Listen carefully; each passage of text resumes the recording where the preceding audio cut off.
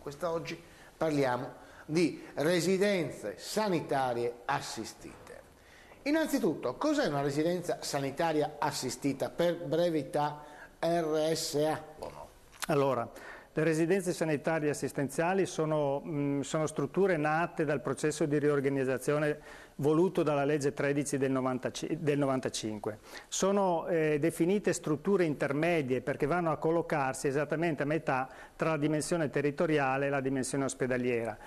Sono strutture finalizzate all'assistenza sanitaria di base, con una forte connotazione sanitaria e con una spiccata prevalenza in termini riabilitativi. Che tipo però di utenti poi accolgono le RSA? Allora, le RSA accolgono, ad esempio nell'anno 2008 sono stati accolti circa 2.230 utenti.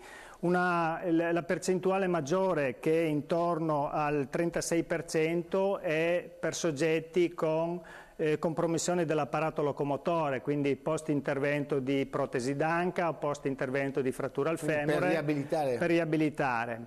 C'è poi un 8% di accoglimento di soggetti post-ictati, cioè quindi post-ictus, quindi un accidente cerebrovascolare a livello quindi cerebrale.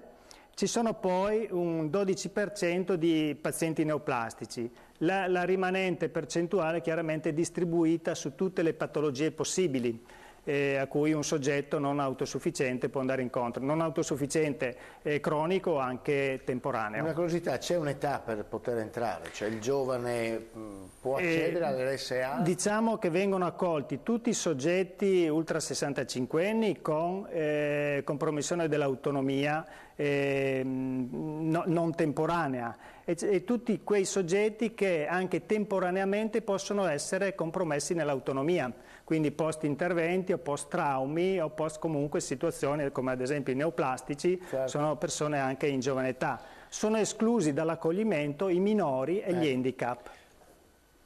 Come si accede allora alla RSA? E poi altro dato importantissimo per chi ci ascolta, c'è una retta da pagare? Sì, l'accesso all'RSA è un accesso che avviene attraverso una segnalazione.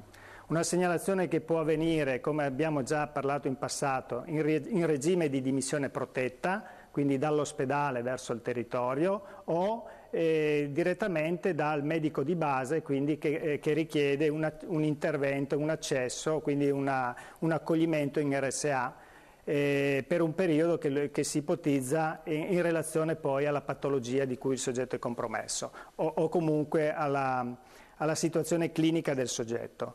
L'accesso in RSA è chiaramente gratuito, come prevede la norma, per un mese, cioè i 30 giorni di degenza sono a totale carico dell'azienda sanitaria.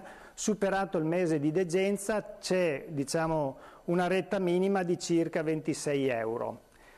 Per i soggetti che vengono da fuori regione c'è la possibilità comunque di essere accolti nelle nostre strutture che hanno una connotazione regionale, quindi sono strutture regionali, e la retta è totale ed è circa di 92 euro a giornata di degenza.